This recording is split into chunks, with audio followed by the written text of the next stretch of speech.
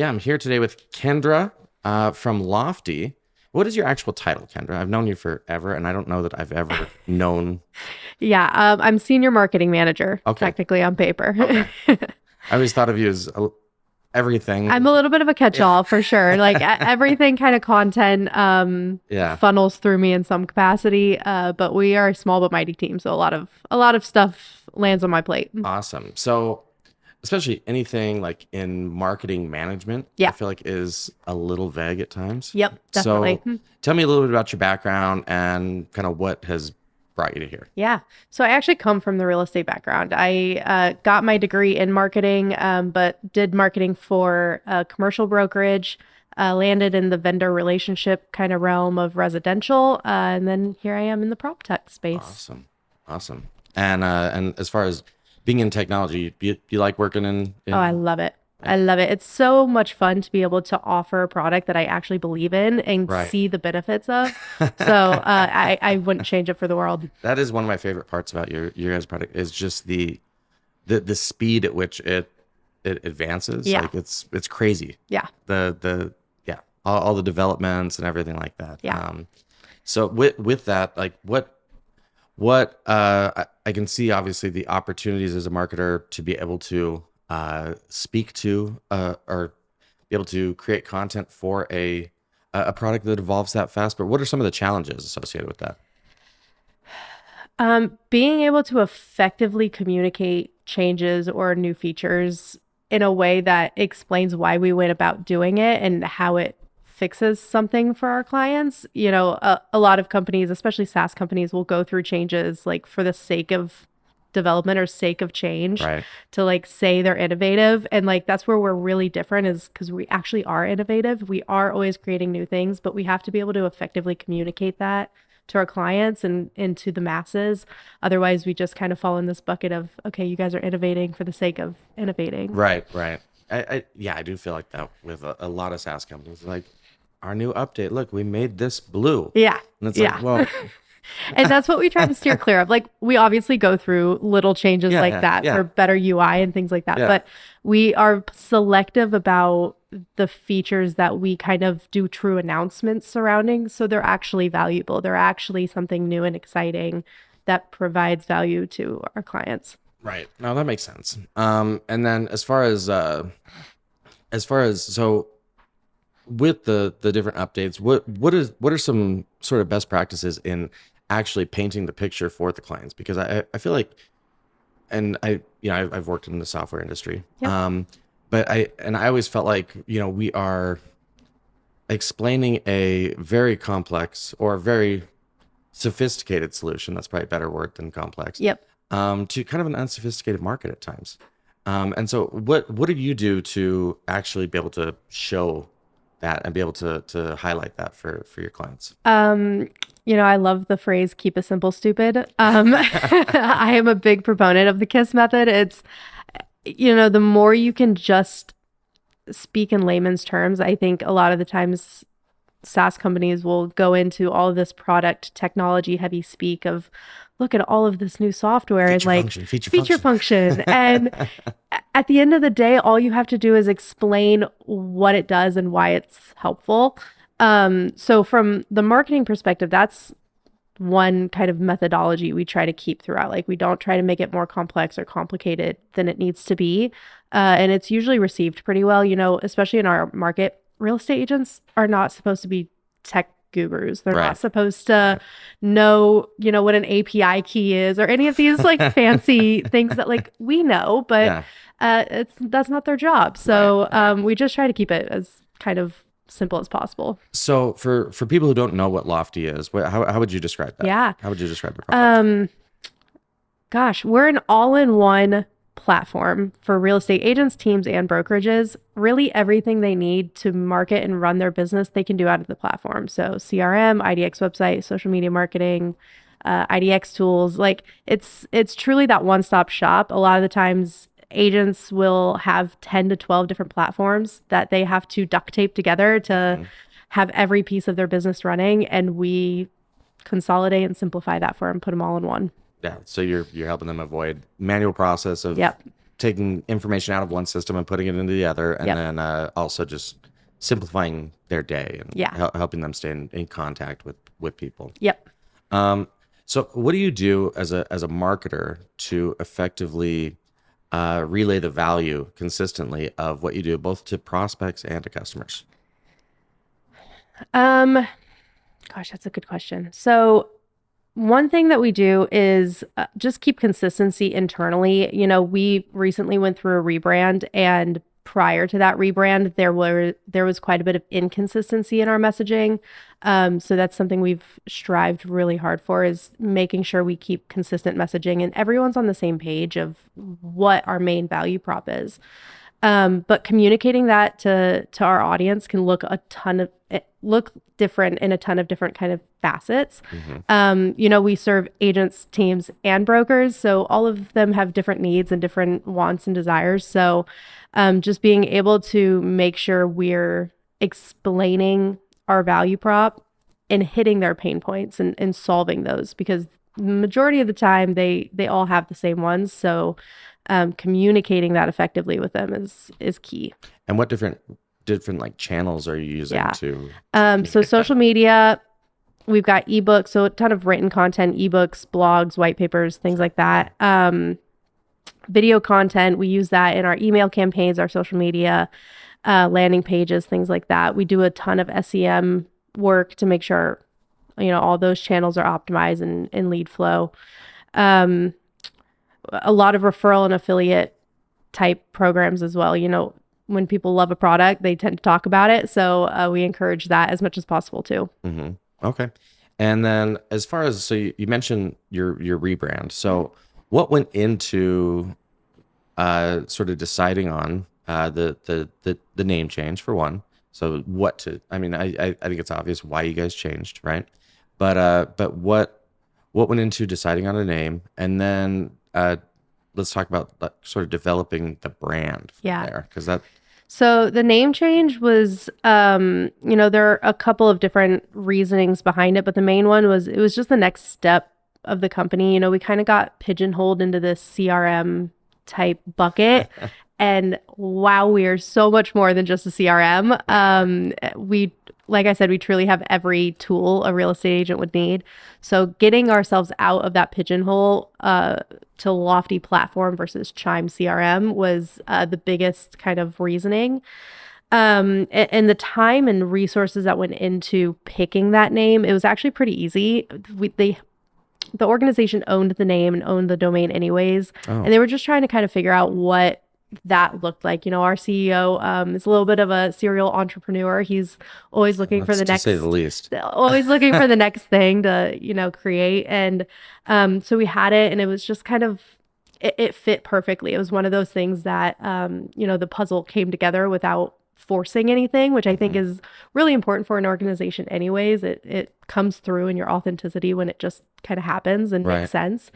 But developing the brand, that's been a little bit of a feat. You know, to this day, people say Chime Lofty, right? Right. So getting that brand recognition of we're lofty, but the product made changes. We made developments, but at the end of the day, the product didn't change that drastically where, you know, we went through a full rebrand. It was truly like a little bit of a name change and positioning change from the marketing perspective of, you know, we're not just a CRM anymore. But a lot of time and resources went into kind of developing that brand messaging and kind of brand guidelines and playbook of what we are and how we want to position ourselves. I would say that's where the bulk of the time went into versus, you know, a lot of companies will go through a rebrand and they look at colors and fonts and all that stuff. And we looked at all that. That's but important too. It's important too, for sure. But I would say a lot of our time went into just the messaging aspect of it. More of messaging as far as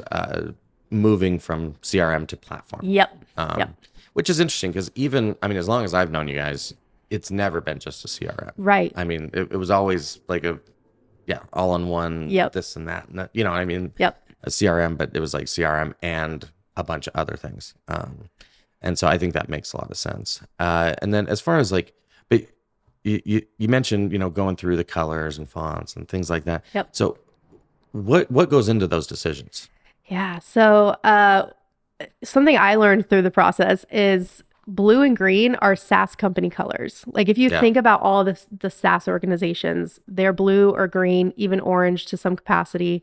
Those are the colors that you look at. So we wanted to keep to that realm to an extent, but not be the same as everybody. So, picking the colors of blue and purple as our kind of primary colors was very intentional. Of it still comes across as friendly and welcoming, and it's warm. It's not abrasive or harsh, but Mhm. it's also clean and modern and techy, and kind of fits into the mold while standing apart at the same time. Okay. Okay. And then as far as like deciding on fonts, and I mean, was this a group decision that you guys voted on? I mean, how do those meetings Yeah, go? there was a lot of discussion around that. I think at the end of the day, they had the logo that they liked, and we fit everything else around that. Of the font that we chose, very much matches the logo font. So starting with that and kind of moving into the different pieces is kind of how that went. But yeah, it was a little bit of group decision. It was definitely not just like somebody saying, "Oh, we're gonna do this now. Let's do it." And then yeah, it's interesting. I've been a part of. I mean, we weren't a part of any decision with you guys, but we were there for the whole thing, Oh yeah. obviously. And I've been a part of a rebrand at another software company in marketing while we did it, and I remember a lot of what seemed like silly meetings to me at times, but like it was important, but it was like people arguing over like the font or the shade of the color or you know what I mean? And it's like, come on, guys, what are we? Yeah. I was lucky to not be part of meetings like that, so I don't know if they existed or not. But Right. it can definitely start to feel daunting. Of like, okay, these little details do matter, but at what point do you just make a decision and move on? Because otherwise, you could be rebranding for Yeah. years. I don't really see Dave and Joe going back Oh and no, forth no, about no, that. no, not at Here's all. what we're doing.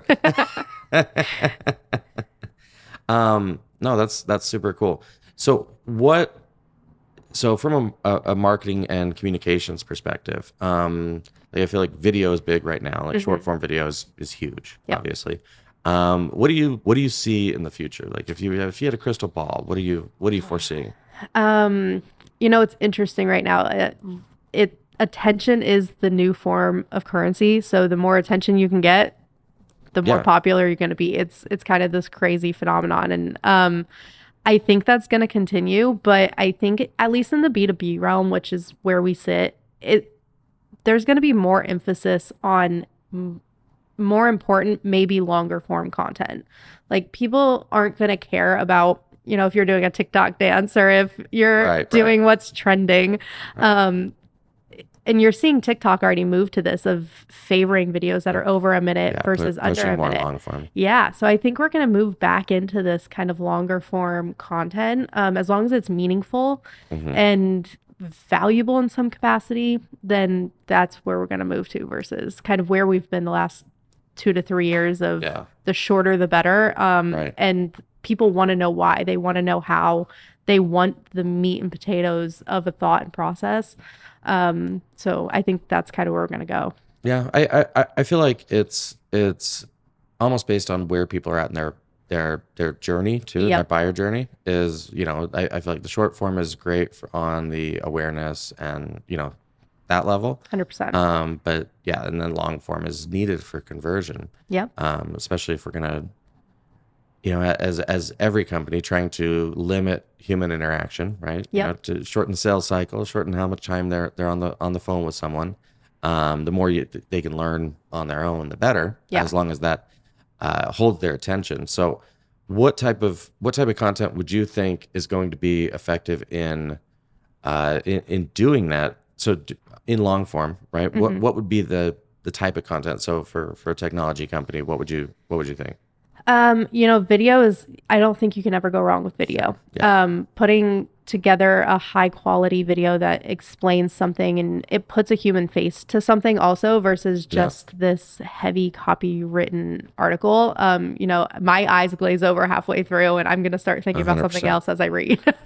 I still think there's value for that. Obviously we create ebooks and white papers, but we make them very visual as well. So that's one piece that I feel like the more visual you can make something, the better, whether that be video or graphics or ebooks or whatever. So even in a blog, including infographics Yep. and things that are explaining what this is talking about. And that's what we do a lot of the time, right? We put together different videos and then write a blog about what was in the video and Right. then put the video in the blog. So I'm like, if there's a video in a blog, I'm not going to read the blog. I'm just going to watch the 20-minute video or whatever. Yeah. I know that's something that we've worked on, or we're working on, is taking the podcast and then creating not just a transcript, but an actual meaningful blog post Yep. about it, about what happened, what was discussed, Yeah. and utilizing that way, and then posting it all together, obviously. But because the written content, obviously, for an SEO perspective, is what's going to Absolutely. help your page get the organic traffic. But I agree, the video is what most people. I mean, if I go to a blog post and there's a video, I'm like, oh, perfect. Like, Exactly. unless I'm just looking for one thing in the Yeah. blog, Yeah. if I'm gonna actually decide between reading the blog or watching the video, I'm watching the video. Yep. 100% of the time. And yeah, I feel like podcasts are just an easy way to get that message across. Definitely. So, okay. So what content strategies right now do you feel like we mentioned video and stuff like that, but are you guys seeing as your most effective or as moving the needle the most right now? Yeah. We do a lot of webinars, and I think that's beneficial from a brand awareness standpoint. It helps feed our top of funnel, obviously, because you get registrations and feed them into your pipeline.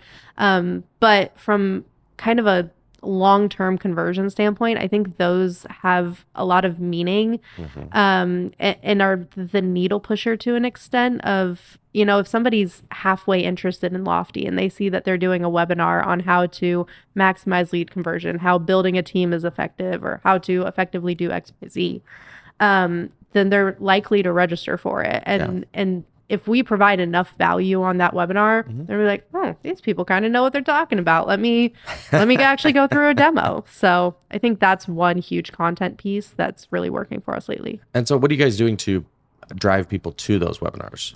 Email marketing and social media marketing. Okay. Everything kind of through those two channels. A lot of the times there's different Facebook groups too that we're a part of that they'll post within, versus just posting to our corporate channels. Okay. And then obviously to your database. Yep. And, Yep. just hitting that with invites and Yep. everything like that. How frequently are you guys doing webinars right now? Monthly. Monthly. Yep. Okay. So we do a monthly. Sometimes we'll have 2 a month, depending on, different topics and stuff we want to do. But the biggest thing with webinars is the edge-a-sell kind of thought process of, I never want anyone to go into a webinar being like, you should buy Lofty. Right. The whole thing is, here's just free knowledge and our take on this specific topic. And by the way, if you want to learn more about Lofty, here's the link. So are you doing direct offers at all on the webinars? Sometimes. Okay. Yeah, it depends kind of who we partner with on, everybody who registered for this webinar could sign up and get whatever. But again, that's like the second, third, fourth thought down the line. We never kind of make that the prominent offering. In my background, we did a lot of webinars, and that was always the balance. Was like, all right, like how often are we cool with pitching? Yep. Because they're the call to action for plenty of them was just, hey, get a consultation, Yep. have a conversation. But every now and again, especially depending on the needs of the business, and what was available, Yep. But going into like a real hard offer, was that balancing that, so that people, because there was a lot of people who did attend monthly. I mean, shockingly. Yeah. We've got, I can think of a handful of people I see every month join our webinars, and they haven't bought from us yet. But I've also seen another I've never handful. done that much research on a product. And you know, eventually they do end up converting. I've got a handful of prospects that have joined 7 webinars, and Yeah, then all of a sudden they're like, okay, now's the time to make a change. And you don't right. know what their background was, if they're stuck in a contract or, you know, have a larger team that they want to convert over. So there's so many different moving parts to it. And just the more kind of free content you can give them and free advice, like the more likely they are to kind of tune in and learn from you. But I feel like that's also, it's a testament to that the content is good Yeah. on the webinars, Yeah, right? Because if they absolutely. keep coming, like, Yep. you know what I mean? Like if I go to, and this has happened before, where I've attended more than one webinar with a business, right? And it's the same thing. They just titled it different, but it's the same, you know, it's the exact same information as what they gave in the last one. I'm like, Yep. oh, tune out, you know, like I'm done with you now. Yeah. Yeah. We don't do that. No, yeah, Very much yeah, advise not doing yeah. that. No, yeah, I'm not saying it's a good idea. Yeah. Yeah. Yeah. It's amazing how many organizations do run their webinars like that, Yeah, right? They kind of take what I would consider the easy way out. It's not an easy feat to create new content every single month. But that's what your audience looks for. Like no matter what industry you're in, that's what your audience is going to be engaged with is different content. Even if you have the same kind of thought process for each a handful of them together, like maybe not each one, but you know, like we definitely reuse content, yeah, yeah, yeah. but I'm all that's about because repurposing strategies content. change, and Yeah. you know, just because we did that topic of a webinar 2 years ago, things can change. Well, So whenever I was putting together because I was, so the way it worked for me was I was like given all right, for this quarter or whatever, like this month it's going to be this, and then I was just given topics and then like, all right, go, yeah.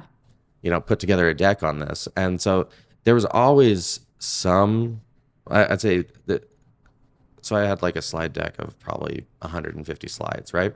And, but that wasn't what created the webinar. Like the webinars were usually, you know, let's call it 40, you know, Yeah. but I'd say 75% of the slides were pulled from the 150 just because like it was like, well, these already look nice. They're, you know what I mean? And I Yeah. just need them to tell the story. You know, I can duplicate this and then make some changes on this one. Yeah. But yeah, when I'm trying to retell a story about a different topic each time, like yeah, it takes a lot of work. Yeah, definitely. Mhm. And then how am I going to tie that back to somehow value of the product I was selling? Yeah, I think that's the hard part because you can think of topics that might be interesting to your audience all day long, but like figuring out a way to bring it back to your product without yeah. it being a hard sales pitch, Right, right? right. Like you can do that while saying, and Lofty does all of this and more, Right. but that's what tunes people out. That's what's Yeah, like yeah. off-putting. So you have to do it in kind of this low-key, nonchalant way that just plants the bug and then let them fester on it and marinate on it. So The thing that I always hated doing, because so yeah, the company I was with, it was a CRM and automate, you know, it was a conversion tool, Yep. more or less, that but had zero like lead generation capabilities. Yep. And so I always struggled when I was given topics that were very lead gen centric, right? And I was like, well, this is what people are interested in. No, that's not what we do, guys. Exactly. And so like, yeah, the positioning I always hated was like, you know, you do this and this and this and this, but none of that lead generation is useful unless you can convert, which is true, but like It's a stretch. It starts to feel like you're like, well, it's off topic. yeah, 100%. Like if you want to just do it on lead gen, I can do one on lead gen, but it's gonna have nothing to do with this product. But yeah, I like I said, I was given the topics. Yeah. It wasn't it wasn't something that I decided on. So Sure. So as far as you know, you talk about the webinars and stuff. How are you guys deciding on the monthly? Is that something you decide on, or okay? Yep. And what goes into those decisions? So, you know, as a marketing team, we create kind of this running list of topics that we are hearing from the sales team, from the CS team, of what are people saying? What are issues or problems that they're experiencing? So right now, if you know anything about the real estate industry, NAR ruling is huge. That is the talk of the town. What's going to happen come July or August when it takes place? And, you know, how does that impact XYZ within the industry? So just being able to utilize topics like that are coming up and then figuring out a way to kind of twist it into a topic that's going to be engaging and we can offer something valuable. So like we just recently did a webinar on the value of joining a real estate team because of the NAR ruling and, you know, how all of that would impact an agent, or if somebody's looking to build a real estate team, here's things that you should think about to provide value to your agents. So and this is my ignorance to the industry, but why would being part of a team as opposed to being out on your own be beneficial? So the ruling is based on the commission thing? The commission, yep, okay. The commission rulings. The biggest thing is you have more visibility in marketing, more support within a team, more mentorship. You've got the kind of stability that a team brings versus being out on your own. The real estate industry is really volatile. Even in a good market, it's really volatile. So being part of a team can give you kind of this consistency. Not to mention a lot of teams provide lead generation, provide marketing, provide open house tools. Like they provide you the technology that you need to be able to run your business. So you're not doing it all on your own. You have kind of that leg up and support versus somebody that's trying to go at it alone. And I know plenty of agents that have been successful going it alone. Right. But if you need or feel like you're kind of missing something, then joining a team can really be beneficial. So is the ruling, is that negatively affecting agents' commissions right now? Is that, I mean, because it seems like someone else is I mean, at the end of the day, they're just changing the way don't you just offer 3% less and then part of your financing goes to pay for your agent? I mean, a little bit. And you've got RESPA rules at play, so you can't. I don't think that there's a way, and I could be totally wrong, so don't quote me on any of this, but I am in no way a real estate attorney. Disclaimer. But you know, I don't think lenders are able to rope in commissions into the loan payment because of RESPA. So a buyer has to come to the table. Buyer has to come to the table. Okay. Or the seller is still offering something, but there's just less transparency there in the MLS. Now, in the offer, are they allowed to say, "And you pay my agents"? Okay, so at the end of the day, everyone's still going to get paid. It's more unnerving, I think, for agents because they just don't know, right? There's no clear path forward at this point, and like that deadline's going to hit where it takes effect, and they're going to be like, okay, I could do this, I could do that. And like nobody really has a completely clear, this is the next step. Well, and I would understand based on the state of where things are at with interest rates already and all that other stuff. Like I can completely see why that would be concerning if you were in that industry. Right. Yeah. So, no, that makes sense. So what do you foresee in that industry as far as changes? Do you think that there's many agents that will leave the industry because of this? I personally do. You know, there's a lot of real estate agents in the U.S. There's just a ton of them, and I think this will kind of separate out those who have a true profession and career out of it versus the onesie twosies. And like I admit, I am the hobbyist. I have my license, and I do 1 to 2 transactions a year if a friend is selling a home. Like I think it's going to dwindle out the agents like me who maybe don't want this as a full career or haven't been able to make it as a full career just yet. Or the ones that haven't but want to, like they're going to have to step up to the plate and really take themselves to the next level to be able to succeed. And which for a company like Lofty, like that doesn't really make a difference because like you're not the target market for right? Yeah. I mean, you know, it's for people who are, this is their profession or teams or brokerages or 100%. So what is the average size of your guys' clients right now? You know, we're that sweet spot of, 5 to 25 agents on a platform, like operating as a team. We are really built for those kind of mid-market teams. We have a great enterprise product for the large brokerages as well. But from our core, as we started, we were built for the operating real estate team. So kind of that mid-market size. So less of the single agent.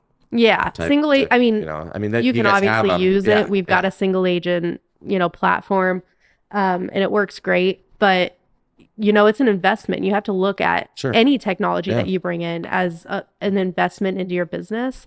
And a lot of the times teams and brokerages are able to We can look at spread it that. out They're able too. to spread Yeah. it out a Yeah. little more. It's not just one single person carrying the weight of that subscription. And real estate's one of those industries where, unless you're part of a team, as teams grow and stuff, they're operated more like a business, right? Yep. But I always felt like, in having sold to real estate professionals for years, that it's like there's a balance between, they are business owners, but they're kind of employees as Yeah. well. You know what I mean? Like it's a little bit of both. 100%. I say this often of, we're technically in the B2B, the business to business realm, but we're also in the B2C realm at the same time, Oh, because 100%. you're not only just selling to a business, you're selling to a person at the end of the day. So you have to be able to have that in mind as you're talking to them. You can't, Yeah. like, they may not be somebody that only looks at the dollars and cents, and like obviously that might make sense, but they're going to look at it emotionally because it's their organization, it's their livelihood, it's Yeah. their whatever, Yeah. right? But the bigger organization you look at, the more B2B minded you can be. So it's just being able to kind of switch and sway back and forth in between the two. We're a unique industry like that, I think. Well, and I think that's small business in general, Yeah, that's right? true. I mean, there's so many businesses where I always used to say, like, if when I was training salespeople and stuff, and they were selling a small business, and I'd say, well, if you ask them about their revenue and they almost take it personal, right? Well, that's because it's their income, it's not their revenue, right? Yep. Like, revenue, a business owner has no problem discussing revenue. But it's rude to ask someone how much money they make. Yep. 100%. Right. And so if you ask them and it's weird with them, well, that means that they're not really running this like a business. Like, that's their income Yep. of what they're making. But being able to balance in the B2B market, being able to balance the B2C-ish communication too. Yep. And in a B2B world is a yeah, it's kind of like walking a tightrope. A little bit. You're not sure exactly where everything's going. Yep. Anything else Kendra would like to would like to discuss here and Nope. and go through? So I think we're good. all right, fantastic. Well, I appreciate you being on today. Thank you for having me. Appreciate it.